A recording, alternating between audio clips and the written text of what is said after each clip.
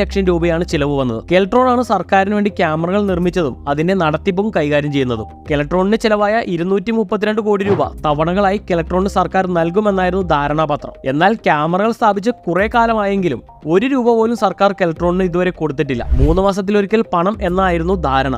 ആദ്യ ഗഡുവായി കൊടുക്കേണ്ടിയിരുന്നത് 11.79 കോടി രൂപയായിരുന്നു. കെൽട്രോൺ ഒരുപാട് തവണ പണം ആവശ്യപ്പെട്ടെങ്കിലും സർക്കാർ അത് മൈൻഡ് പോലും ചെയ്തിട്ടില്ല. അതുകൊണ്ട് തന്നെ ഈ തുക ഉടനെ തന്നെ കൊടുത്തില്ലെങ്കിൽ എത്രയും പെട്ടെന്ന് ഈ ക്യാമറകൾ എല്ലാം തന്നെ പൂട്ടിക്കെട്ടാനാണ് കെൽട്രോണിന്റെ തീരുമാനം. 140 സ്റ്റാഫിന്റെ ശമ്പളവും കെൽട്രോൺ റൂമിന്റെ പ്രവർത്തനവും ചെല്ലാൻ പ്രിന്റിംഗും എല്ലാം കൂടി 1 കോടി രൂപയാണ് കെൽട്രോണിന് ഓരോ മാസവും സ്വന്തം കയ്യിൽ നിന്ന് ചെലവ് വരുന്നത്. 6 മാസങ്ങൾ കൊണ്ട് 100 കോടി രൂപയുടെ ചെല്ലാൻ കെൽട്രോൺ നൽകി കഴിഞ്ഞു. അതിൽ 33 കോടി രൂപ ഫൈനായി സർക്കാരിലേക്ക് എത്തുകയും ചെയ്തു. എന്തൊക്കെ തന്നെയായാലും കേരളത്തിന്റെ നിലവിലെ സാമ്പത്തിക സ്ഥിതി അനുസരിച്ച് കെൽട്രോണിന് പണം നൽകാൻ കേരള സർക്കാരിന്റെ കയ്യിൽ 5 പൈസ ഇല്ലാത്ത സാഹചര്യത്തിൽ കേരളത്തിലെ മുഴുവൻ AI ക്യാമറകളും ഉടൻ തന്നെ പണി അവസാനിപ്പിക്കാനാണ് വലിയ